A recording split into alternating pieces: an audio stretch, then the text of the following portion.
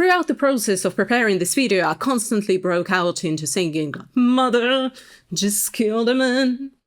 And weirdly, not only is it kind of relevant for the book that we're discussing today, but for Gorky's life too. He once pulled a knife on his stepfather who was abusing his mother, and he also attempted to take his own life a couple of times, so... Didn't mean to make you cry.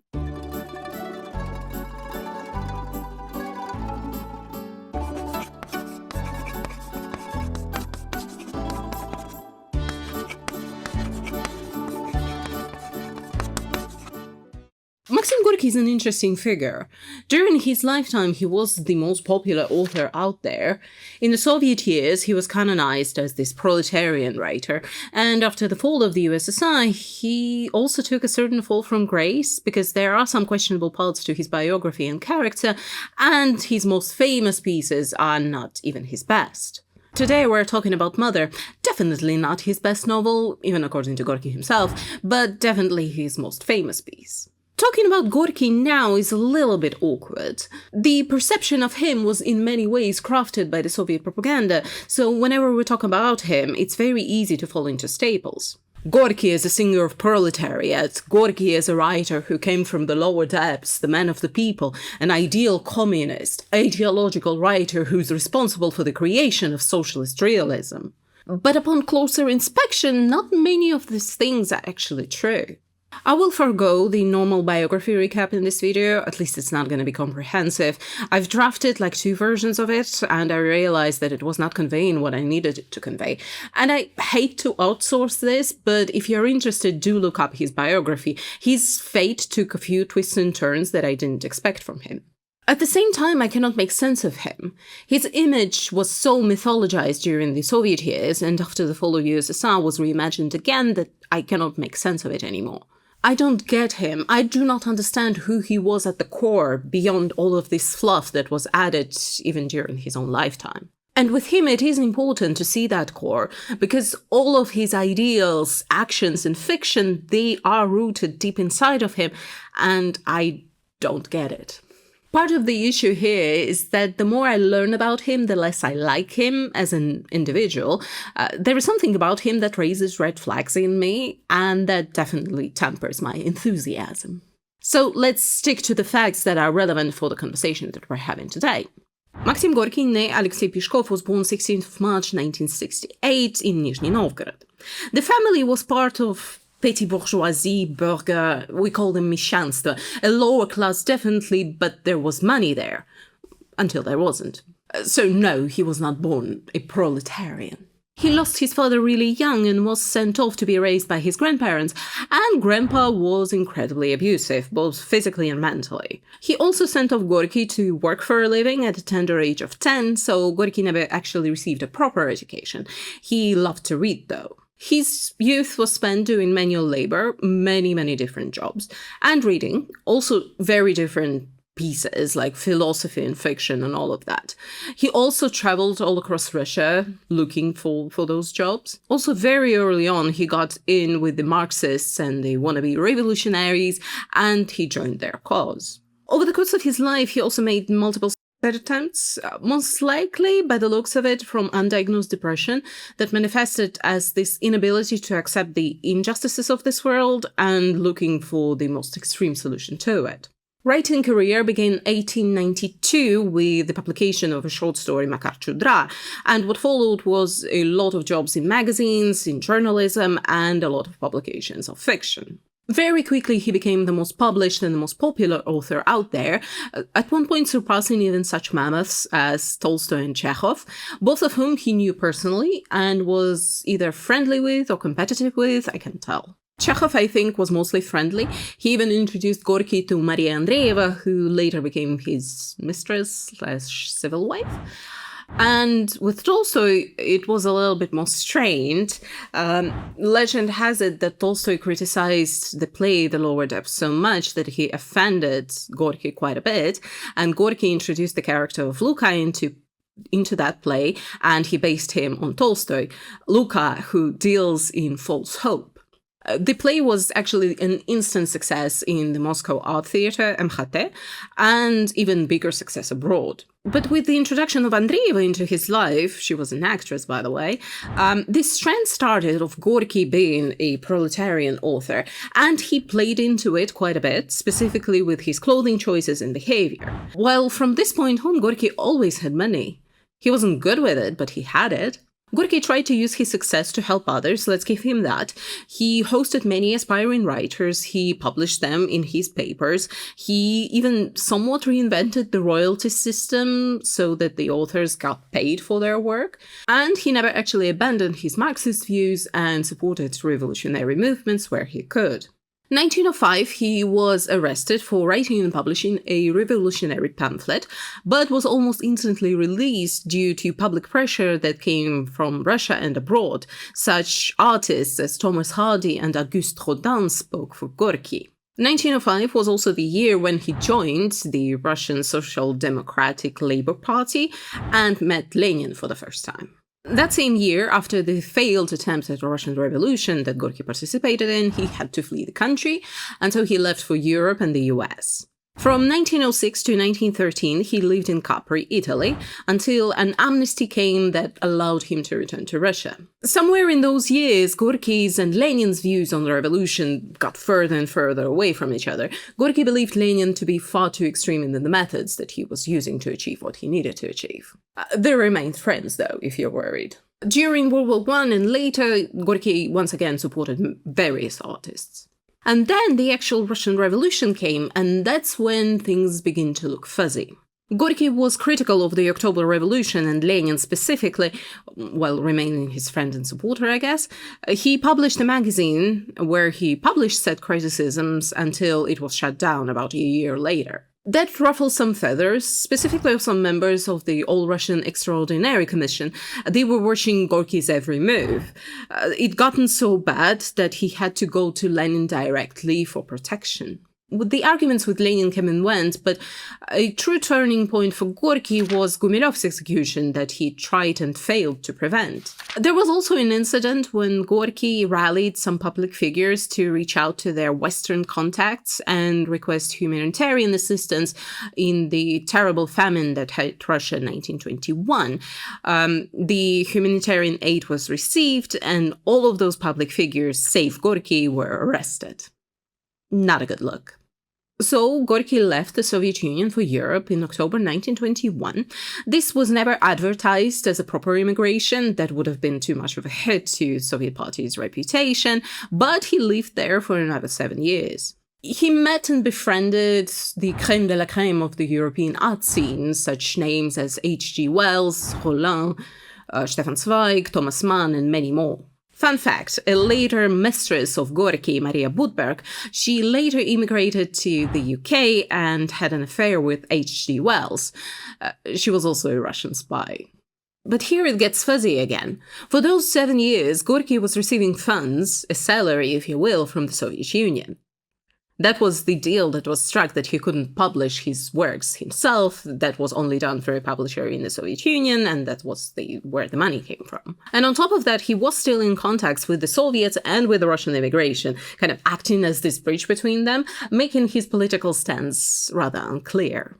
After his 60th birthday, he finally accepted Stalin's invitation to return to the motherland. He was received as the long-lost hero. Everyone was ecstatic. Stalin really needed that popularity boost. The terms of that deal for him to return lie somewhat on the surface. For example, Gorky got Rybushinsky Mansion here in Moscow to live. We went there a couple of years ago, a stunning piece of architecture and design with a very clear and distinct vision. But does this staircase say proletarian author to you? He also got a few estates near Moscow and in Crimea and was allowed to travel to Italy every winter to help with his health. Nobody in the USSR got such treatment. Some would call it a gilded cage, some could call it extortion or a bribe or misplacement of funds. I'm jesting a bit, but the influence that Gorky had in the Soviet Union was enormous, his legacy only second to Lenin. So the Communist Party spared no expense to keep him in the USSR. But still, in 1932, the trips to Italy were no more.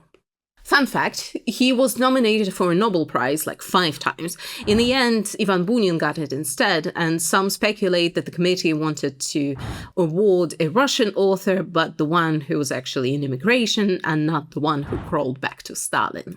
1934, Gorky led the first Congress of Soviet Writers that laid the foundation as to what Soviet literature would look like. Партии и правительство дали писателю все, отняв у него только одно – право писать плохо.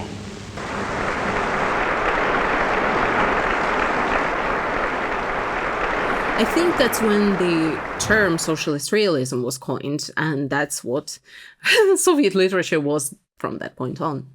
Gorky passed away in 1936, having caught a cold from one of his granddaughters, kind of mirroring what happened to his own father, who caught cholera from a 3-year-old Gorky. The main thing that we need to take away from this section is that Gorky was not an uncontroversial figure. He had his own view of what communist state needed to look like, or rather what the world needed to look like. He had his own idea of what a good man is. He was fascinated with ideas of God-building and immortality. Legend has it that Gorky, the night that his son died, he was in deep conversation with Speransky on immortality, and when somebody came in and told him that his son died, he said it's no longer topical and continued that conversation. He stood against slavery and oppression in general, and capitalism, I would imagine. But at the same time, when he returned to the Soviet Union, they gave him a tour of what the newly established Soviet state has already accomplished. And one of the places that he'd gone was Solovki, and he actively praised what was going on there.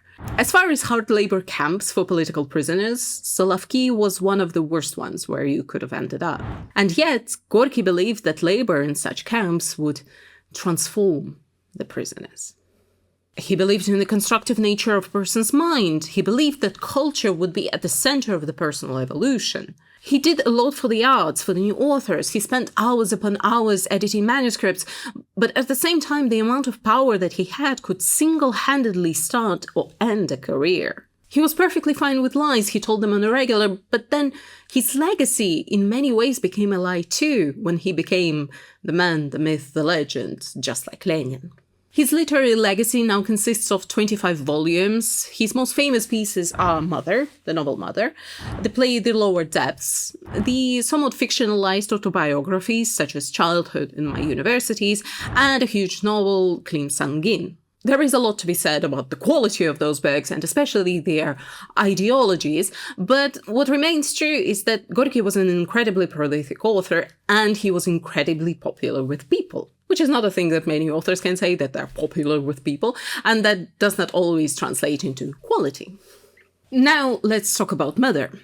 It is Gorky's most iconic novel in a more traditional sense of the word. It was written in 1906 during Gorky's trip to the US. Gorky was first received with honors. He was planning on doing a tour with his lectures, but then the puritanical Americans found out that the woman he'd brought along was not actually his wife, and so the tour was cancelled and Gorky was kicked out of the New York hotel. He was then invited to a ranch up north somewhere, where he spent a couple of months in a relative isolation with the hosts, and that's when Mother was written. It is now widely accepted that Mother was written as a commission made by RSDRP, the Labour Party, and that already puts it in a weird frame. More, Gorky himself didn't like the novel all that much. When showing it to Lenin, he apologized for rushing it, and the leader of communists reassured him that the novel was incredibly timely. And timely it was. 1905 was that first attempt at the Russian Revolution that failed spectacularly, forcing the leaders such as Lenin out of the country.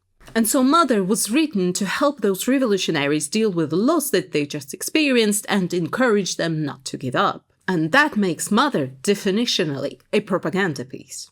And since I've already caught slack for this in the comments, let's put it out there that in academia, propaganda is a neutral term, simply meaning communication used to influence or persuade an audience to further an agenda. That agenda can be good or bad, it's all in the eye of the beholder as always. It's just that the term itself entered a more public vernacular and became much more manipulative coded. especially when we talk about propaganda in totalitarian and authoritarian states. It becomes malicious simply based on the amount of resources, influence, and control that it has. Ironically, at the time of publication, 1907, Mother was propaganda in that more neutral state, since it was created with that purpose in mind to promote the ideas of a communist revolution. It is a little bit more than that. Put a pin here, we will talk meanings later. Mother was first published in America. The initial publications in the Russian Empire were heavily redacted up until the October Revolution and the establishment of USSR, when it first appeared in its full glory. And that's when it gets tricky. Gorky was that ideal communist writer that became a symbol, and so Mother took more and more meaning in and became propaganda in that more skewed sense. Every Soviet school student had to read Mother. I'm not 100% sure where this particular copy came from. It's honestly seen better days. I've definitely used it in school because it handily has a list of my schoolmates with their heights listed, if anybody is curious. But my dad denies that it is his, and honestly, the handwriting in here doesn't match his or my mom's, so maybe it was her brother, I'm not sure. But it has 4 pieces of fiction in here. The Lower Depths and Old Woman Izergil that I read in school, and Mother and Vladimir Lenin's Biography that whoever had this copy before me had to read. And so with time, Mother became more of a symbol than a true book, something that stood at the beginning of the USSR. It was retroactively named the first socialist realism book. The term socialist realism was invented in the 1930s even. And worse, it's not even that. It became this grand communist novel that every communist needed to know. And the greater fall it took when, in the late 1980s, researchers started looking at it more critically, and Mother is not a good novel. As a piece of fiction, it has very little to offer. It is stylistically inconsistent, the plot is far too thin for the number of pages, the characters are all paper-thin and completely interchangeable, they all speak in the same way in exalted slogans, the main character has exactly 2 emotions over the course of the entire story, it's not great. And we need to take it as a starting position because it is important, and not all at the same time. Because no matter how you slice it, Gorky was fulfilling the commission with a specific agenda in mind, so it doesn't even matter if you can tell the female characters apart as long as it delivers on that agenda. And it looks like it did, and then some. So let's recap the plot real quick, then look at the literary aspect of the book and the message underpinning it. Also, I'm gonna assume that you know what the communists stood for when they attempted the Russian Revolution. Proletarians of all countries unite. Workers of the world unite, whatever. Пролетарии всех стран объединяйтесь. I have a party ticket if you're interested. I had an idea for a different video. This is my grandma's party ID. And Lenin looks hella AI in this picture. I love it. Yeah, it does have that same slogan on here. Пролетарии всех стран объединяйтесь. Proletarians of all countries unite. Workers of the world unite. The book is set in the early 20th century Russia in a small work settlement. At the center is a young worker called Pavel Vlasov and his mother Pelageya Nilovna. We're first shown the terrible life that the workers live. The example used is Pavel's father, who is mentally and physically abusive to his family members, until one day teenage Pavel tells him no more. The father dies soon after. Pavel at one point abandons the destructive lifestyle that surrounds him, that mostly consists of heavy drinking. He stops doing that and starts reading books. And not just any books, but the ones highlighting the injustices of the world and pushing towards a revolution, basically the banned books. A small circle starts forming around Pavel of the like-minded people, like for example Ukrainian Andrei or a man called Rybin. Rybin notably pushes for more aggressive methods of the revolution, while Pavel and Andrei are more about lighting the fire of the revolution in the hearts of the workers. Pavel and his friends start spreading propaganda pamphlets at the factory that they're working in, and that puts them on the radar of the Tsar police. That leads to multiple searches of their homes and eventually to the arrests of some members. The meetings continue. The mother, she's completely taken by the speeches of Pavel and his friends. She feels love and compassion towards all of them. At the factory, a new tax duty is introduced rather unfairly, and Pavel tries to organize a protest, but it is unsuccessful and he's arrested.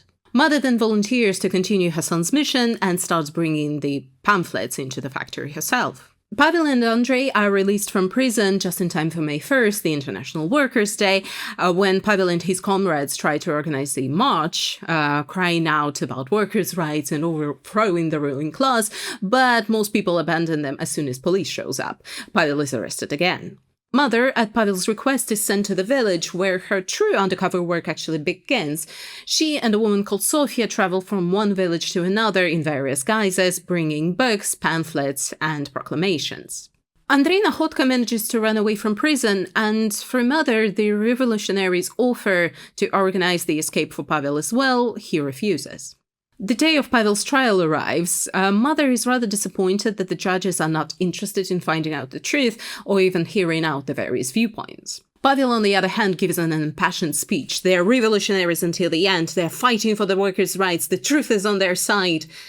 His sentence is Siberia. Mother returns home, and the comrades tell her that Pavel's speech at the trial needs to be printed and distributed. Mother volunteers to take the newly printed pages to the city.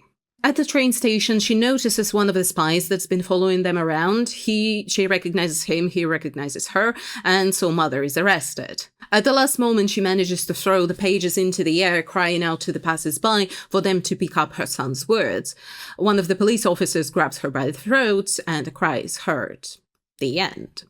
The book actually opens with a chapter depicting the life of that work settlement, how the workers work at the factory, then start heavy drinking, singing awful songs. When I first opened the book, I was on the lunch break, it was kind of nice outside, so I was like, oh, I'm gonna go outside to read for a while. And it opens to that, and I'm like, not again, we're again in Russian Khtoin. I for long considered renaming my channel into Russian Khtoin, except Khtoin is not actually a word in English, so I refrained. But as it turns out, literary-wise, these first few chapters are the strongest. Yes, they're depicting this Russian depressive state of mind, but they are strongly written. The images are crisp, emotions translated, you are connected. Unfortunately, it all goes downhill from there, and Gorky switches from this realism to a utopia, but a very weird one at that. The images of people, events, locations, they become fuzzy.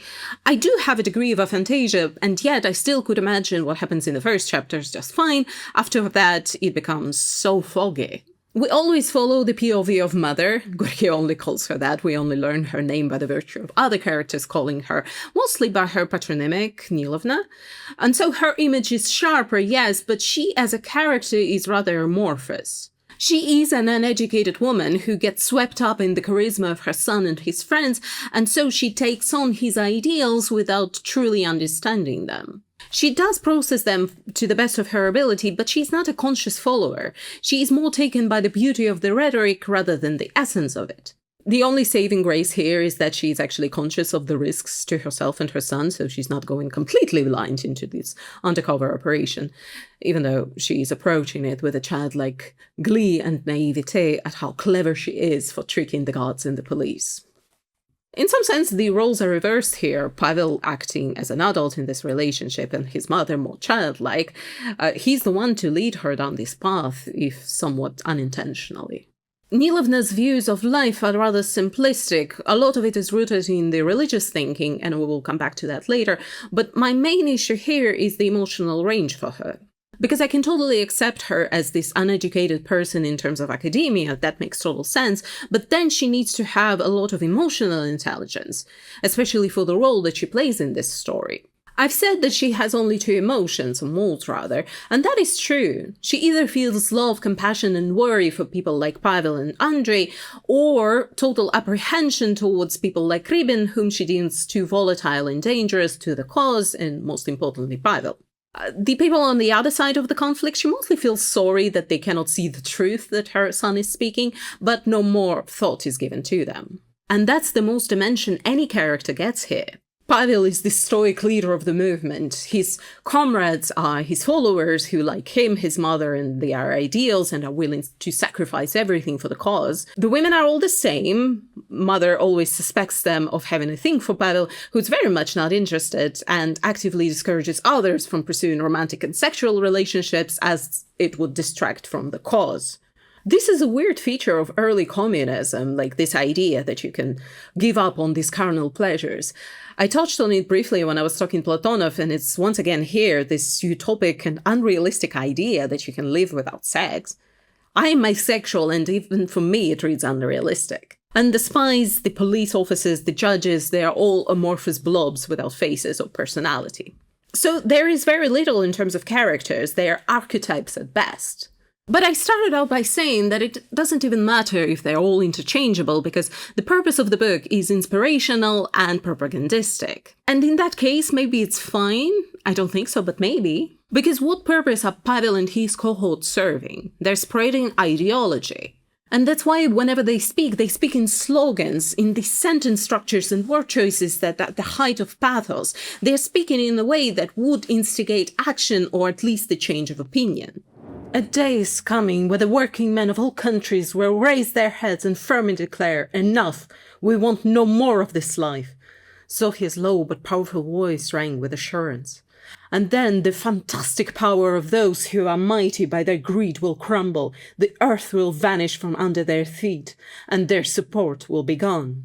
For all, mother dear, for all. The world is ours. The world is for the workers. For us, there is no nation, no race. For us, there are only comrades and foes. All the working men are our comrades. All the rich, all the authorities are our foes. When you see how numerous we working men are, how tremendous the power of our spirit is, then your heart is seized with such joy, such happiness, such a great holiday sings in your bosom. And mother, the Frenchman and the German feel the same way when they look upon life, and the Italian also. We are all children of one mother, the great, invincible idea of the brotherhood of workers of all countries over all the earth. This idea grows, it warms us like the sun. It is a second sun in the heaven of justice, and this heaven resides in the working man's heart. Whoever he may be, whatever his name, a socialist is our brother in spirit now and always, and through all of the ages, forever and ever. And it could have been fine, because whenever you try to persuade big groups of people into action, you kind of instinctively fall into these speech patterns. Gorky didn't pluck it out of thin air. All of the communist leaders spoke like this, Lenin for sure. Unfortunately, Gorky might have taken it too far, because not only do the characters talk like this in this over-the-top way in the most mundane of situations, the author does it too. A great, ardent thought burnt in her bosom, animating her heart with an exalted feeling of sad, tormenting joy, but she could not find words, and she waved her hands with a pang of muteness. She looked into her son's face with the eyes in which a bright, sharp pain had lit its fires. Stylistically, the book rises to this exhilarated utopia. The author is so excited and affected by these great people fighting for a great cause that he holds nothing back. He pushes more and more pathos in, more and more metaphors, more and more grand mots, until it becomes so much that it loses all meaning. It must have worked on Gorky's contemporaries, filling them with this sense of purpose, but for me, as a reader who's not the intended audience, it all reads fake. I want to sidetrack here and give you a related example. Gorky has a short story called Old Woman is Ergil. This old woman serves as a framing device. She tells 3 stories, and one of them is the legend of Danko. Legend has it that ancient people used to live in a dense forest, so dense they couldn't see the sun anymore. The people started getting tense and kind of antsy, and so a young man called Danko stepped forward and promised them that he would lead them out of the forest. They traveled for a long time with no hope in sight, and so people started to get angry and turning on Danko. But Danko loved these people so much, no matter how dark they were, so he tore his heart right out of his chest, and it glowed, lighting the path out of the forest. As soon as the people stepped out into the field and saw the sun, they started to celebrate, so excited they didn't even see that Danko fell dead to the ground. Only one man noticed the still glowing heart, and so he stepped on it. And I reread this story a couple of years ago, and I was like, what the heck is going on here? And as it turns out, it is a romanticized version of the communist revolutionary, a hero. This is supposed to be aspirational. Sacrificing yourself for the people who are far too stupid to even appreciate what you've done for them and who will actively step onto your legacy. Because somebody needs to lead these people out of the darkness to the light. Izergil was written about 10 years before Mother, but it's the same base premise. This heroism that comes from inside of a person, from his moral code. A heroism that needs to be performed even if people are not worthy of it, and thus is very self-sacrificial. These last two parts are completely foreign to me. Everything in me rejects it. But it is the ideal communist hero.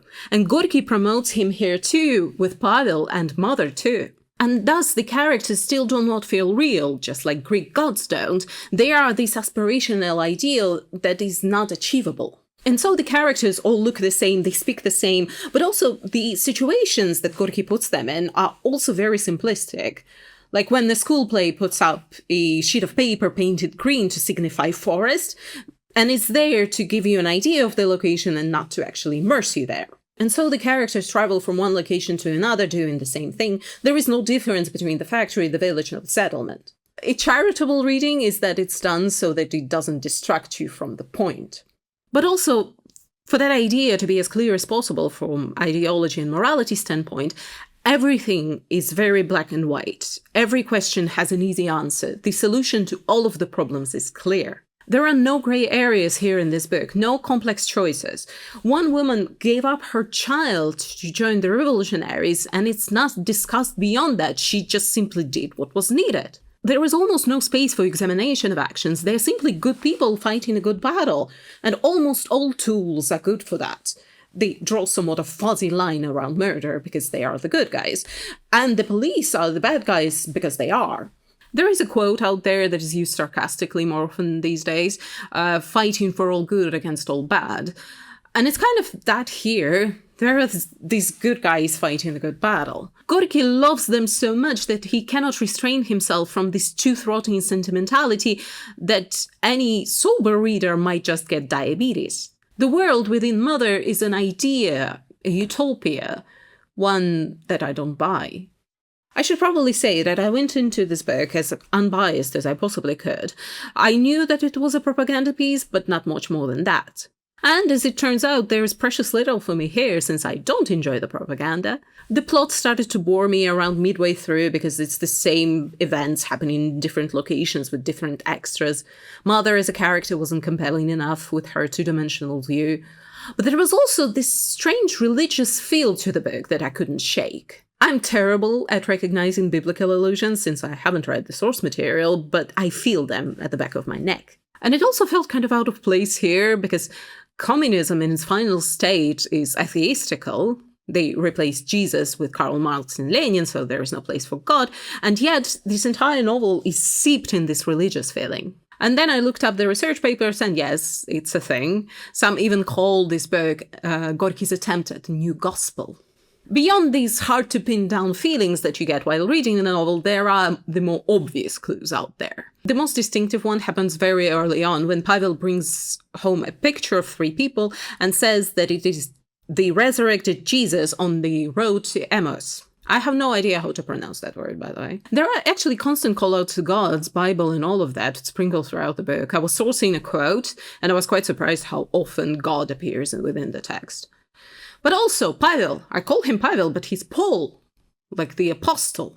And my very surface-level understanding of Paul is that he converts to the true faith without having ever met Jesus.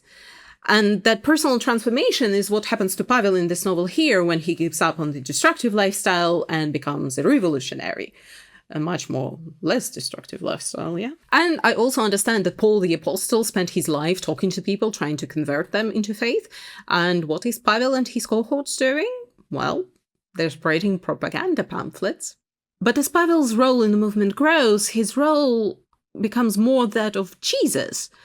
Especially with his imprisonment and refusal to run away from prison, that's him taking on our sins, as it were. And then there is also Mother, who obviously plays the role of Mother Mary, and since she is the POV character, it finally gives dimension to Mother's pain at her son's sacrifice, something that I'm led to believe is missing in the Bible. And Mother in the novel actually starts very religious, but she never actually abandons her faith. Her relationship with specific rituals change, like she no longer prays in front of her icons by the end of the novel.